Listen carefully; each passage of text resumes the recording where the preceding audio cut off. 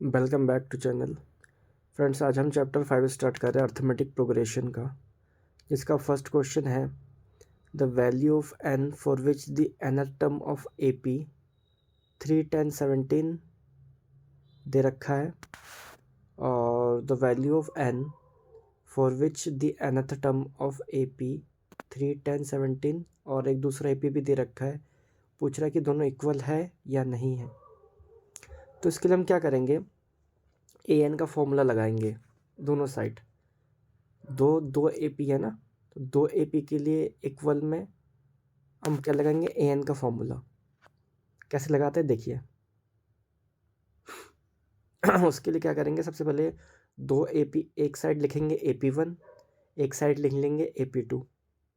फिर AP1 के लिए फॉर्मूला क्या हो जाएगा, हमें पता है कि an का फॉर्मूला क्या होता है। an का फॉर्मूला होता है, चलिए लिखते हैं। an इज इक्वल टू होता है आपका a plus n-1 and d। ठीक है, अब दो AP है तो दोनों के लिए फॉर्मूला लगाना पड़ेगा, इधर भी उधर भी।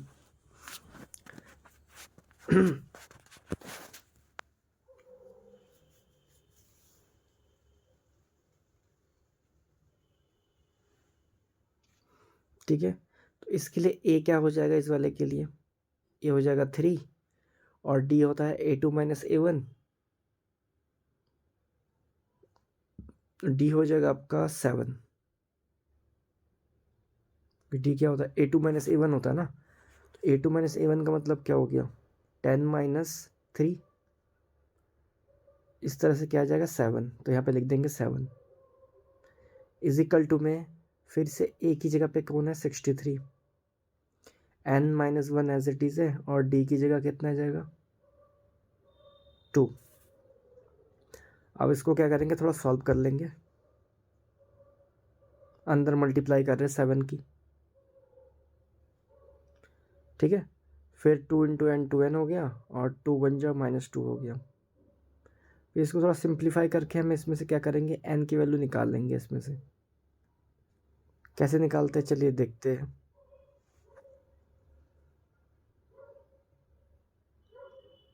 63 माइनस 2 बनेगा 61, और प्लस का 2n। ठीक है, वो इधर आके प्लस हो गया, अब 5n बचा, और उधर हो गया 65।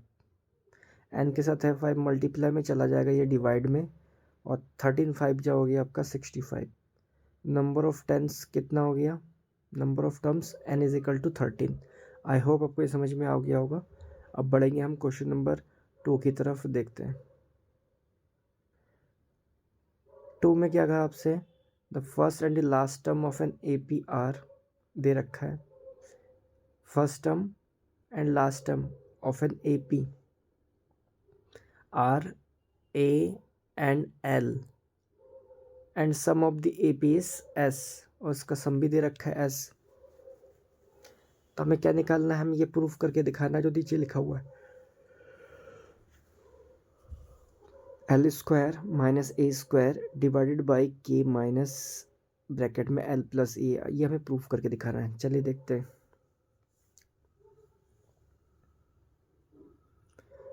एस का फॉर्मूला क्या होता है, जिसमें A और L होता है, ये होता है S is equal to n/2 A plus L। L मतलब लास्ट टर्म हो गया। यहाँ से अगर मैं n निकालना चाहूँ, अच्छे से देखना, अगर मैं यहाँ से n की वैल्यू निकालना चाहूँ, तो जो नीचे आपको 2 डिवाइड में दिख रहा है, ये वो चला गया मल्टीप्लाई में S के साथ, और A प्लस L n के साथ है मल्टीप्लाई में, वो आ गया इसके नीचे डिवाइड में। दोबारा बताता हूँ, यहाँ पे जो 2 दिख रहा है आपको, 2 चला गया इसके साथ मल्टीप्लाई में, और n के साथ ये जो ब्रैकेट दिख रहा है आपको A प्लस L, वो है मल्टीप्लाई में, तो चला जाएगा डिवाइड में। तो इस तरह से हमने n निकाल लिया। ठीक है, अब हम क्या करेंगे, अब हमें वो निकालना सम। लास्ट टर्म का एक फॉर्मूला पता है, L is equal to A plus n-1 और n2 D। ठीक है, L मतलब लास्ट टर्म हो गया। अब हम क्या करेंगे, जो हमारे पास n की वैल्यू है इसमें रखते हैं, जो है 2s, और डिवाइडेड में A plus L minus 1D। तो यहाँ से कुल मिला के हमें निकालना है, इसमें से निकाल लेंगे हम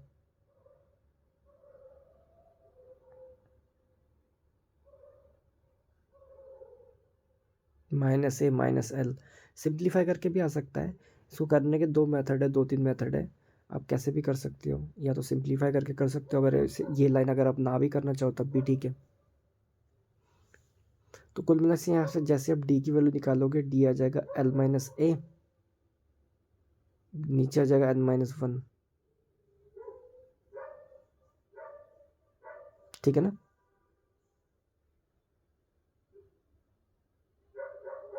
इस तरह से ये आ गया डी की वैल्यू।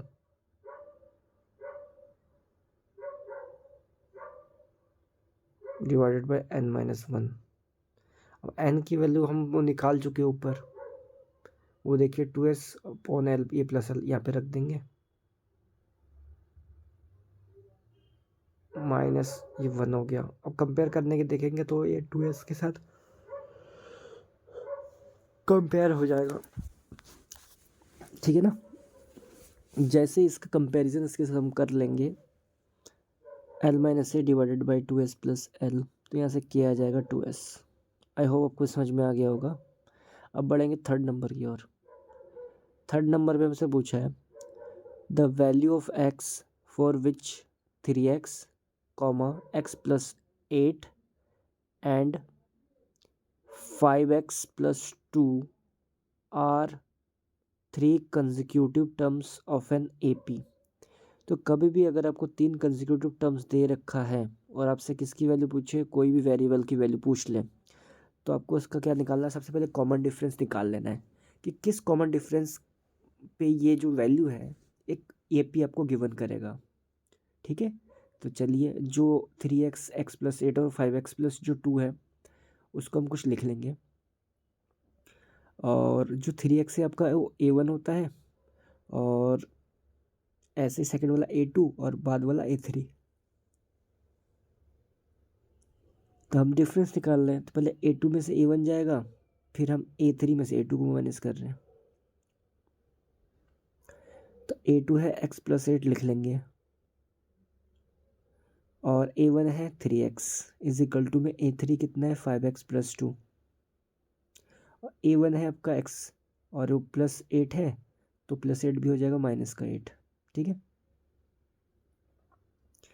अब देखिए यहाँ पे 3x है, यहाँ पे सिंगल x है, तो बचा -2x। इधर 5x में से एक चला जाएगा तो बचेगा 4x, और 2 प्लस का है 8 माइनस का है तो बचेगा -6। तो जैसे आप इस x वाले को सॉल्व करोगे तो क्या बन जाएगा, सबको इधर लेके आओ, -4x और a प्लस 6, तो -6x, ये प्लस 14 होगा, 14 हो जाके हो जाएगा minus, minus two minus cancel out, x के साथ 14 मल्टीप्लाई में है तो चला जाएगा डिवाइड में, तो 2 7 जो 14 और 2 3 जो 6, तो x इज इक्वल टू आ गया 7/3, ठीक है। अब बढ़ेंगे फोर्थ नंबर की ओर, देखते हैं फोर्थ नंबर क्या है। फोर्थ नंबर में थोड़ा सा ये इंपॉर्टेंट क्वेश्चन इसलिए बन जाता है क्योंकि थोड़ा सा ये पेपर में बहुत बार पूछा जाता है। लिखा है the digit of a positive integer having 3 digits. अब 3 डिजिट भी दे रखा है और उनका सम भी दे रखा है, तो 3 डिजिट अब कौन से लें। अब हमें कुछ ऐसी डिजिट लेनी पड़ेगी जिसमें 1s 10s और 100, क्योंकि 3 डिजिट में क्या होता है 1s 10s और 100 ही तो होता है, तो उस चीज़ को पूरा करना पड़ेगा 1s 10s और 100 को। कैसे करेंगे, तो चलिए स्टार्ट करते हैं। तो 3 नंबर बोला, एक लेते हैं ए के आगे क्या हो जाएगा a प्लस डी, आगे वाला नंबर, और पीछे वाला हो जाएगा a-d। 3 नंबर लेना है ना। अब 3 नंबर है तो एक ले लो, इधर ले लो, आप a प्लस डी ले लो, या a-d ले लो, उधर ले लो a प्लस डी, ठीक।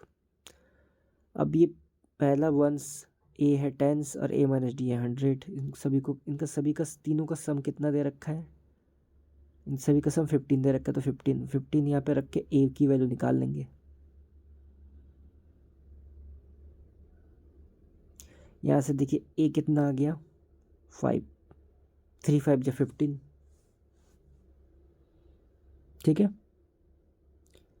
अब उसने ये बोला कि नंबर को लिखेंगे और नंबर को इंटरचेंज करेंगे। हमें पता है जैसे किसी भी अगर 325 का अगर एक्सपेंडेड फॉर्म लिखना है तो ऐसे तो लिखेंगे 3 × 100 प्लस 2 × 10 प्लस 5 × 1 या तो 5, यानी कि पहले वाले को किससे मल्टीप्लाई करना होता है 1 से, दूसरे वाले को 10 से और तीसरे वाले को 100 से। अब नंबर एक जो पहले का नंबर था और उनको फिर रिवर्स करने के बाद जो डिफरेंस का नंबर है वो है 594, उसको लिखेंगे। देखते कैसे लिखते हैं, देखते रहिए। पहले बीच में है, पहले है a-d, तो उसको करोगे 100 से मल्टीप्लाई, ठीक है। फिर दूसरा है a, तो a को करना पड़ेगा 10 से और a + d को करना पड़ेगा 1 से, ठीक। तो 1 लिखने की ज़रूरत है नहीं, a को करना पड़ेगा 10 से, क्योंकि 1 के बाद 10 आया इसलिए a को 10 से, उसके बाद 100 है तो 100 से मल्टीप्लाई। थोड़ा इसको सिंप्लीफाई कर लेंगे, देखते हैं क्या क्या आता है, अंदर अंदर मल्टीप्लाई कर देंगे।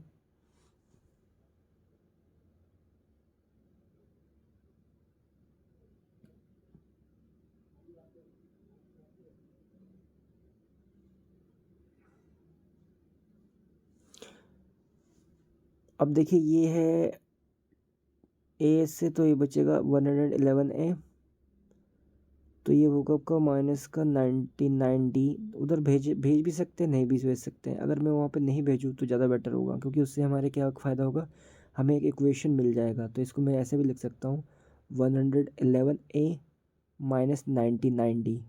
लिख लेते दोबारा अगेन, 111a माइनस 99d, ये बन गई इक्वेशन नंबर 1। अब ऐसे 2 बनाएंगे, इक्वेशन नंबर 2 भी बनाएंगे।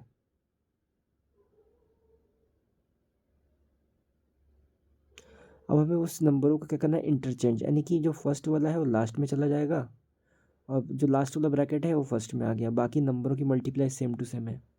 इसको भी अंदर से मल्टीप्लाई करके थोड़ा सिंप्लीफाई कर लेंगे और देखेंगे एक इक्वेशन बनेगा। फिर दोनों इक्वेशन को हम क्या करेंगे, माइनस करेंगे और वहाँ से कुछ वैल्यू निकालने की कोशिश करेंगे। देखते रहिए मैं कैसे कर रहा हूँ।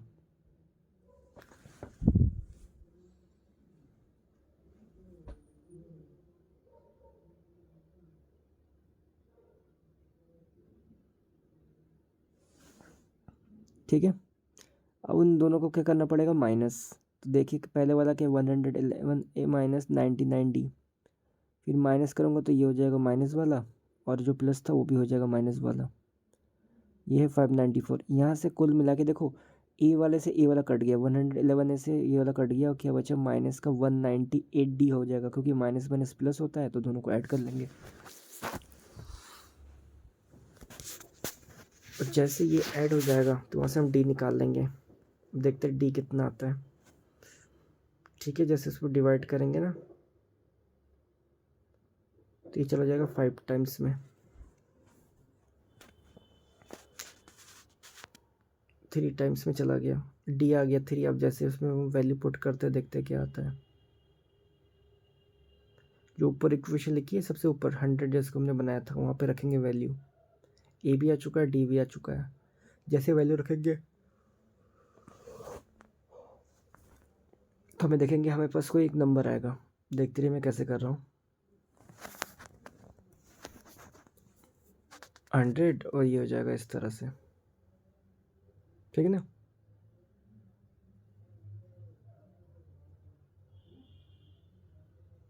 तो 5 - 3 2 हो गया, 2 × 100 हो जाएगा 200। 10 5 जा हो गया आपका 50 और 5 + 3 हो गया 8, 258 हो गया टोटल। अगर इसको मैं घुमा दूँ, रिवर्स कर दूँ तो हो जाएगा 852। इस तरह से हमारा ये आंसर हो गया। आई होप आपको ये समझ में आ गया होगा। अब बढ़ेंगे हम शॉर्ट आंसर टाइप क्वेश्चंस, जो कि है 2 मार्क्स के। उसका पहला क्वेश्चन क्या है, पढ़ लेते हैं। Which term of the AP this will be 120 more than it's 21st term. तो पहला AP जो है वो दूसरे का कितना है, 120 मोर है, और उसके किससे 21st टर्म से भी मोर है। अब लिखना कैसे है उसके लिए देखिए कैसे लिखना होता है। अच्छे से स्टेटमेंट को पढ़िए, उसके बाद हम लिखते हैं इसको कैसे रिप्रेजेंट करना है। पहले ए पी है तो A N is equal to 120 मोर है, और किससे है मोर है, 21st टर्म से, तो 21st मतलब A21 हो गया। ए एन मतलब हो गया a plus n minus 1 into d, और 120 है, A20 मतलब ए प्लस 20D। यहाँ से थोड़ा सॉल्व कर लेंगे,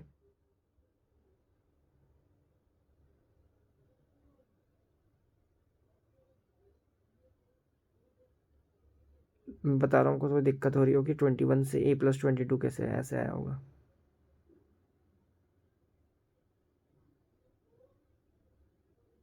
ठीक है, अब हम इससे क्या करेंगे, यहाँ से हम वैल्यू थोड़ा निकालने की कोशिश करते हैं। देखिए क्या पता हमारे पास ए गिवन है, ए गिवन है उस सीरीज़ में।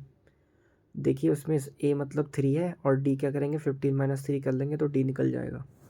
जो भी वैल्यू आएगी फिर उसको हम क्या करेंगे, इस इक्वेशन में हम पुट करेंगे। अभी ए की जगह 3 और डी की जगह क्या रखना पड़ेगा 12। फिर यहाँ से थोड़ा सॉल्व कर लेंगे, सॉल्व करने से हमारे पास एन की वैल्यू आ जाएगी। देखते हैं कैसे करते हैं सॉल्व उसको, ठीक है ना।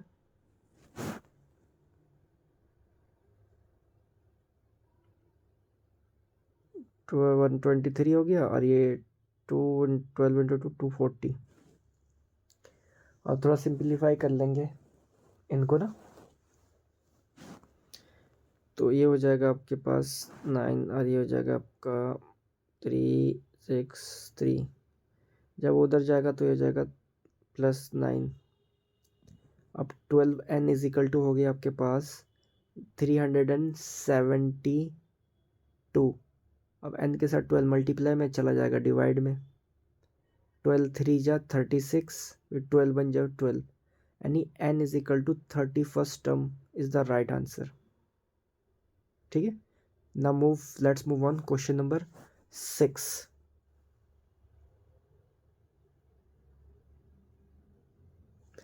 Sixth statement is find the 8th term from the end of the AP। हमें कितना टर्म फाइंड करना है, 8th टर्म फाइंड करना है, यानी कि A8 फाइंड करना है। 8th टर्म मतलब A8, लेकिन कहाँ से फाइंड करना है, एंड से मतलब बैक साइड से। तो बैक साइड से कैसे फाइंड करते हैं, अब देखते हैं। अब जो बैक साइड का पहला नंबर हो जाएगा ना, वो आपका हो जाएगा फर्स्ट नंबर, क्योंकि बैक साइड से फाइंड करना है। यानी लास्ट वाला नंबर आपका A1 बन जाएगा। तो डी निकालने के लिए और एक एक्स्ट्रा नंबर चाहिए। अब देख सकते हैं 70 से 14 कैसे होगा, 3 माइनस करके आया होगा। ठीक है ना, 3 का गैप है, ऐसे हम इसमें भी 3 को गैप करेंगे तो आ जाएगा -37, फिर आ जाएगा -34। इस तरह से एक AP बन गया हमारा। ठीक है, अब A8 का मतलब क्या हो गया, A + 70।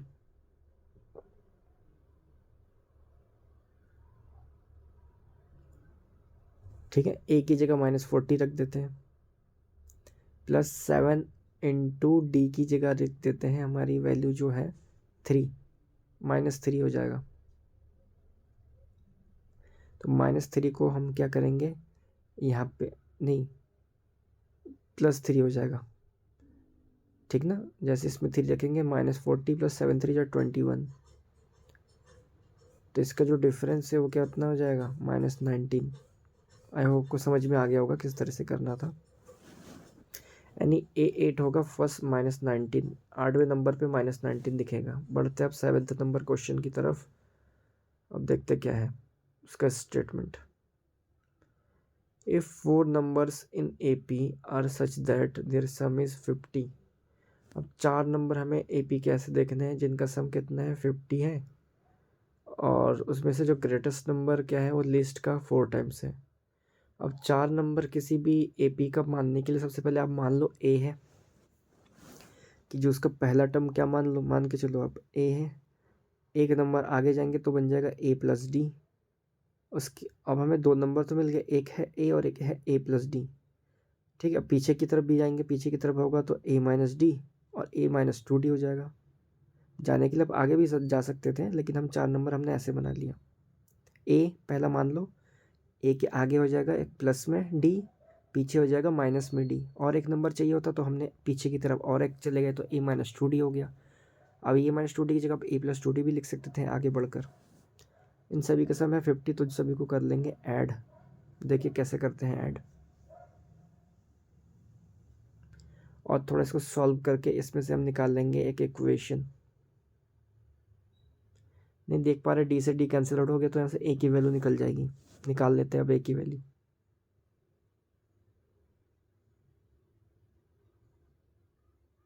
देखते क्या है।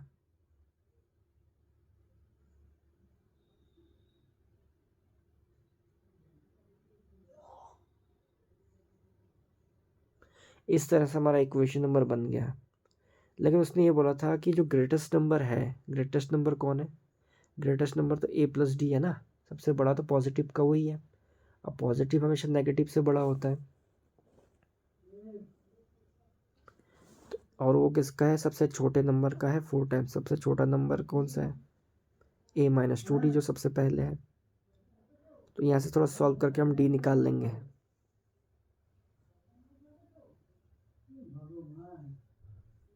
देखते कैसे निकालेंगे डी अब। तो ये आ जाएगा हमारे पास, डी आ जाएगा 3, माइनस से माइनस कर से ए इज इक्वल टू 3D। तो जैसे ही हमारे पास ए आ चुका है 3D, हम क्या करेंगे, इस ए की वैल्यू को उठा के हम क्या करेंगे, उसमें पुट कर देंगे इक्वेशन नंबर 1 में। तो 4 लिखा मैंने, इनटू में ए की जगह हो गया 3D, minus 2D is equal to में हो गया 50। तो 4 3 जा 12D हो गया, minus 2D is equal to 50। तो ये बचेगा 10D इज इक्वल टू 50। तो 10 1 जा 10, 10 5 जा 50। इस तरह से डी हमारा आ चुका है 5। अब इस 5 को उठा के हम क्या रख देंगे, एक की वैल्यू निकालेंगे, 3 इंटू 5, 3 5 जा 15। तो इस तरह हमारे पास ए और डी दोनों आ चुका है। ठीक है, अब हमें क्या बोला है इसने, फाइंड दी नंबर्स। तो नंबर फाइंड करने के लिए क्या करेंगे, जो हमने मान चुके हैं ना ऊपर, उसकी जगह हम ए और डी रख देते हैं। तो इस तरह से हमारे नंबर आ जाएंगे। ए की जगह रखना है, ए की जगह रखना है आपके पास 15, और बी की जगह और डी की जगह रखना है 5। तो देखते हैं इसमें से कौन कौन से नंबर आते हैं।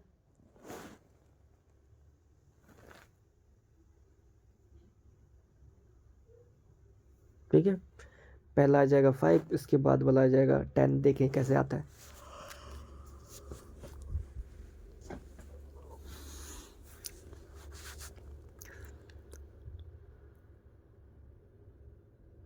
टेन, ये इस तरह से 5 10 15 20 सभी में 5 5 का गैप से इस तरह से हमारा आ गया। अब बढ़ते हैं 8 नंबर। 8 नंबर में हमें क्या है, राइट एन एक्सप्रेशन दे रखा है, और उस एक्सप्रेशन से हमें क्या निकालना पड़ेगा, hence the find the common difference for the A P which is 25th term is 10 more then.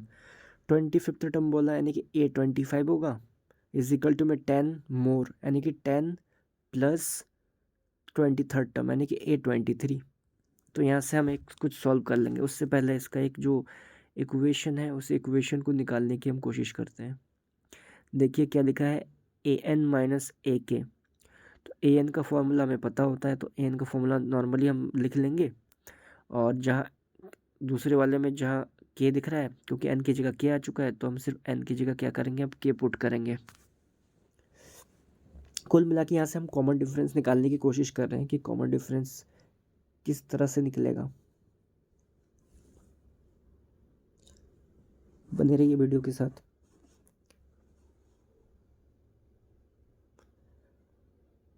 तो ए से कैंसिल आउट हुआ। अब देख सकते हैं, अगर मैं n-1 d लिखा, अब इसको भी मैंने लिख लिया। अगर मैं यहाँ से d निकालूं और इसको थोड़ा सॉल्व कर लूँ, तो देख लेते हैं इसका क्या आने वाला है आंसर।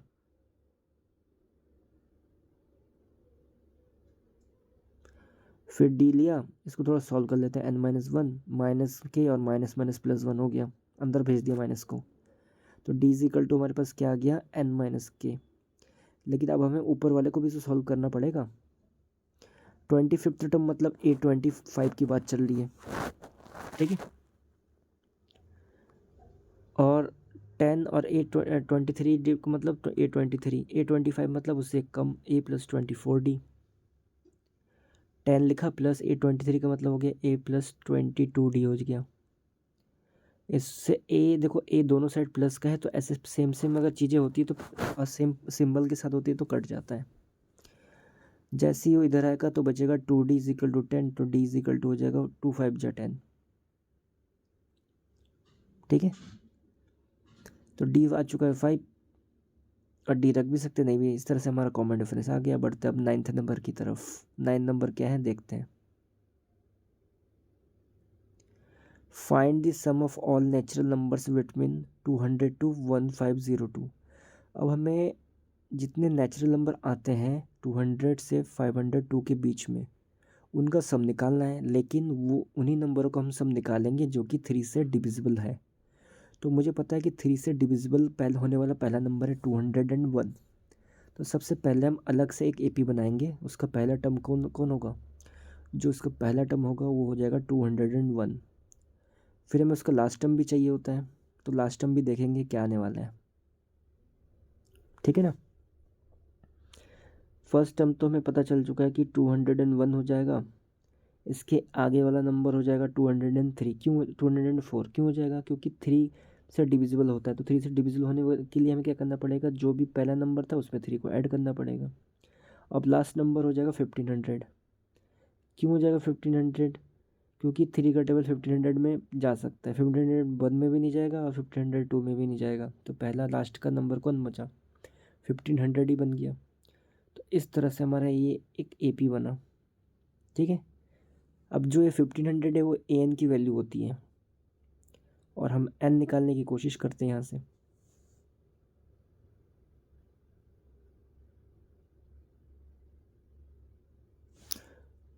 ठीक है। अब हमें एक फॉर्मूला पता है, S n is equal to 1/2 bracket में होता है a प्लस एल। बेसिकली जो एल है होगा आपका 1500 होगा। अब ए एन मतलब लास्ट वाला, तो लास्ट में हमें 1500 लिखना है। ए फर्स्ट टर्म इस वाले इक्वेशन से लिख लेंगे। एन निकालना है, एन को एज इट इज़ रखो और डी कॉमन डिफरेंस कितने का? 3 का है, क्योंकि 3 से डिविजिबल हुआ। जितने से डिविजिबल होता है वो उतना उसका कॉमन डिफरेंस होता है। तो इसको सॉल्व करने की कोशिश कर लेंगे और यहाँ से एन निकालने की बात करेंगे।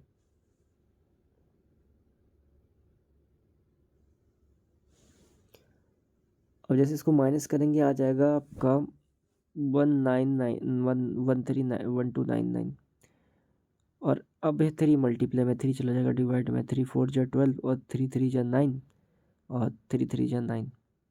ठीक है। इसके बाद n-1 है तो -1 प्लस माइनस में है तो उसको इधर लेके आ जाएंगे, प्लस में हो जाएगा। n तो आ चुका है, अब इसकी वैल्यू उठा के यहाँ पे रख देंगे। अब थोड़ा सिंप्लीफाई करके देख लेते हैं क्या क्या आने वाला है।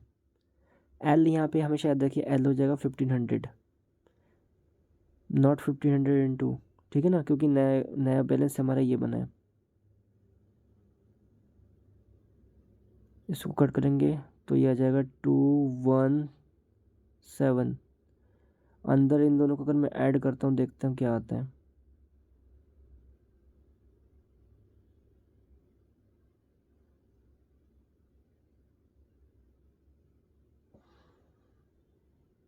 तो आ जाएगा आपका, सॉरी इसमें हमने थोड़ा गड़बड़ कर दिया। गड़बड़ है कि वो जो 1502 मैंने अभी लिखा है वो नहीं होगा। उसकी जगह हमें क्या लिखना पड़ेगा? 1500। क्यों 1500? क्योंकि हमारा जो एपी है अब जो बना है नया एपी वो तो 1500 ही बना है ना। तो आंसर तो यही आएगा। कैलकुलेशन करके आप देख लीजिएगा, आंसर ये आएगा। लेकिन अब थोड़ी प्रॉब्लम ये है कि जो हमने अभी 1502 लिखा वो 1502 नहीं आएगा, क्योंकि वो तो ऊपर वाले का एपी है। अभी हम कौन सा एपी करने वाले हैं? हमने तो अभी नीचे वाले का एपी किया ना, तो इसको यहाँ पे सही कर लो। ठीक है। अब बढ़ेंगे हम 10th नंबर क्वेश्चन की तरफ। बहुत इजी है। अब एक पर पुनीत नाम का एक लड़का है जिसको 12 रुपये फर्स्ट वीक में मिला है और उसको प्रमोशन बोलो या बोनस बोलो जो कि 1.75 रुपीज़ का मिलता रहता है। और हमसे ये क्वेश्चन ये बोला है कि ये 1.75 कब तक इसको मिले, कितनी बार मिले, ताकि इसका जो सेविंग है या बचत है, इसकी कमाई टोटल कुल मिला के 20.75 ये हो जाए। कितनी बार इसको 1.75 का डोनेशन बोलो या फिर फ़ायदा बोलो देना होगा हमें। तो इससे हमें रिलेटेड हमें क्या बनानी पड़ेगी? एक एपी बना लेते हैं। एपी बनने से फ़ायदा क्या हो जाएगा? उसमें से हमारे पास ए और डी आ जाएगा। फिर वहाँ से हम वैल्यू पुट करके इसका आंसर निकालने की कोशिश करेंगे। ठीक है, देखते रहिए।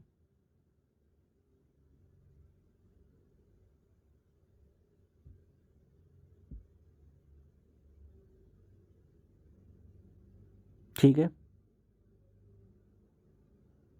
अब मैं कैसे सॉल्व करता हूँ अच्छे से खाली देखते रहो बस। फ्रेंड, मैं आपसे रिक्वेस्ट करूंगा, अगर अभी तक आपने इस चैनल को सब्सक्राइब नहीं किया, प्लीज़ चैनल को सब्सक्राइब जरूर कीजिए और बेल आइकन की घंटी को जरूर दबा दीजिए, ताकि जब भी कोई नया वीडियो मैं अपलोड करूँ उसका नोटिफिकेशन सबसे पहले आप तक पहुँचे। ठीक है, और सबसे इम्पोर्टेंट बात यह है कि अगर अभी तक आपने इसको शेयर नहीं किया, ज़्यादा से ज़्यादा तक 10th के वाले बच्चों को शेयर कीजिए, ताकि इसका फ़ायदा उनको भी मिल सके, क्योंकि नॉलेज शेयर करने से ही बढ़ता है। ठीक है, अब इसको थोड़ा सॉल्व कर लेंगे, बने रहिए वीडियो में। किस तरह से मैं सॉल्व करता हूँ बस खाली ध्यान से देखिए। अगर कोई डाउट, कुछ कोई कन्फ्यूज़न रहेगा तो आप कमेंट बॉक्स में कमेंट कर दीजिएगा, मैं जल्द से जल्द आपके कमेंट को रिप्लाई देने की कोशिश करूँगा।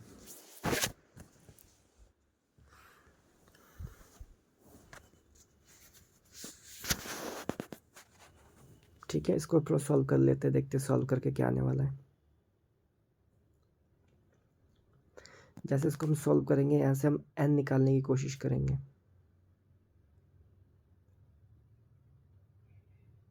जैसे इसको अगर माइनस करता हूँ तो ये 1.75 जो मल्टीप्लाई में दिख रहा है वो डिवाइड में जाएगा, लेकिन 20 माइनस 20.75 माइनस 12, तो ये बचेगा 8.75।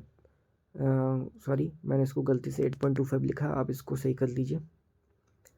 अब जैसे हमने देखा उसके साथ मल्टीप्लाई में तो चला जाएगा डिवाइड में, तो फिर हम उसको अगर डिवाइड करते हैं, क्योंकि सेम सेम डेसिमल के बाद है तो डेसिमल से डेसिमल कैंसिल आउट, क्योंकि सेम सेम नंबर है।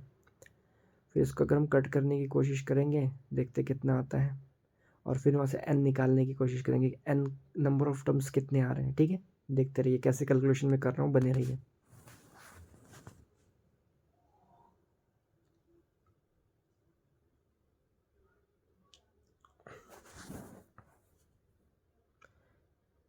कैंसिल आउट करते रहेंगे और देखते रहेंगे कि किस तरह से हो रहा है। ठीक ना,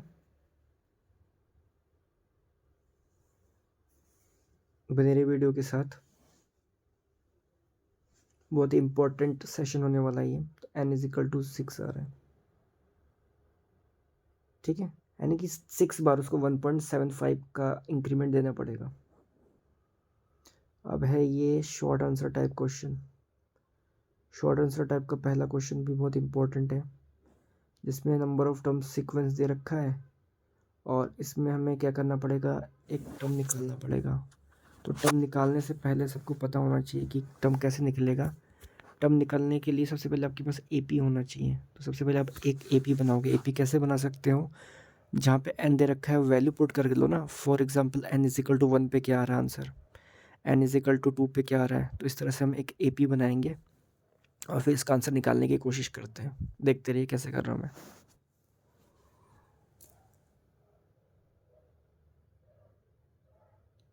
बनी रहिए।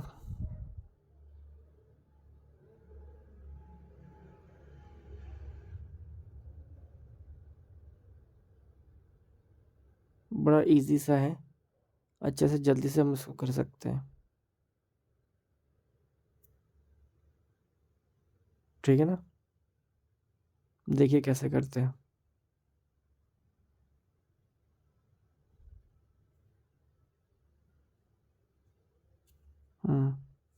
ठीक, तो यहाँ से हम वैल्यू पुट करते रहेंगे और निकालते रहेंगे, एक ही वैल्यू रख देंगे। तो यहाँ से हम देख लेते हैं कि हमारा जो सम आने वाला है, सम के लिए एक फॉर्मूला, जो सिंप्लीफाइड फॉर्मूला है वो क्या रहेगा। ठीक है ना,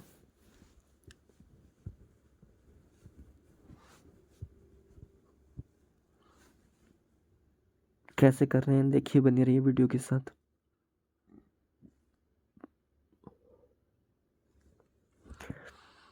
फिर थोड़ा आगे की तरफ भी क्वेश्चन करेंगे।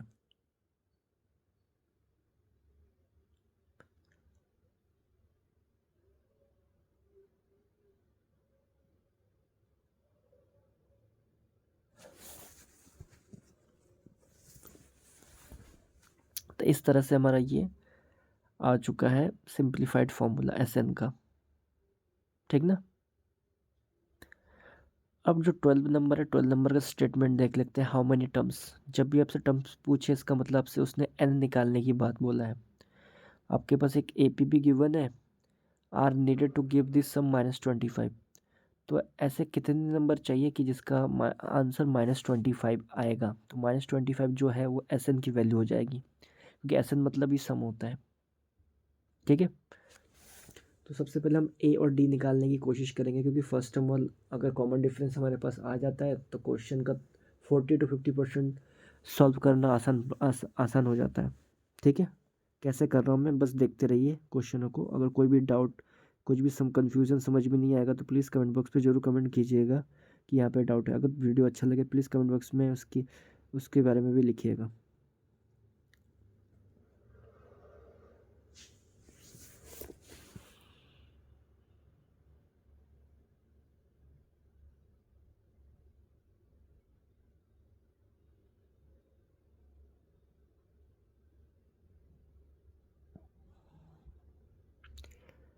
अब मैं सिर्फ खाली वैल्यू पुट कर रहा हूँ और सिंप्लीफाई कर रहा हूँ। किस तरह से कर रहा हूँ बस देखते रहिए, ईजी है। वैल्यू पुट करो, कैलकुलेशन थोड़ा सा आसान कर दो, बस हो गया। तो हम यहाँ से n निकालने की कोशिश कर रहे हैं, देखते रहिए किस तरह से मैं n निकालता हूँ।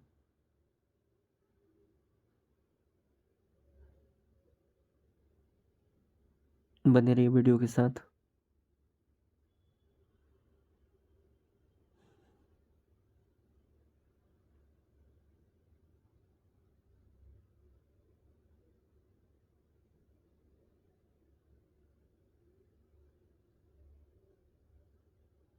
देखते हैं,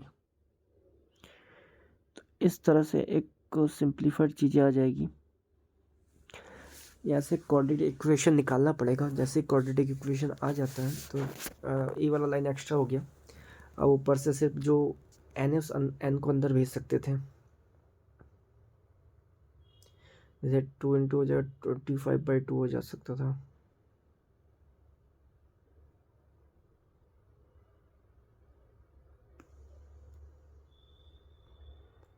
-24 और 125, ठीक है, यानी n² - 25n ये बन जाएगा। n² लिखा, 24n और 1n हो जाएगा 25n। तो एक क्वाड्रेटिक इक्वेशन बना। जैसे आप इस क्वाड्रेटिक इक्वेशन तो आपको सॉल्व करना आता ही होगा।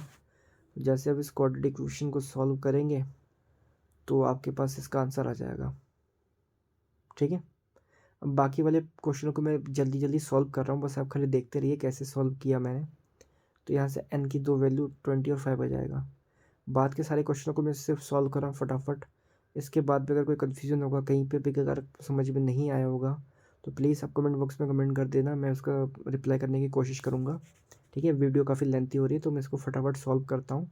बस आप देखते रहिए कि किस तरह से मैं सॉल्व कर रहा हूँ। ठीक है, और अभी तक प्लीज़ चैनल को अगर आपने सब्सक्राइब नहीं किया प्लीज़ जल्द से जल्द सब्सक्राइब कीजिए, लाइक और कमेंट और शेयर जरूर कीजिए। Thank you. और बाकी के क्वेश्चनों को मैं सिर्फ सॉल्व भी कर रहा हूँ, बस देखते रहिए।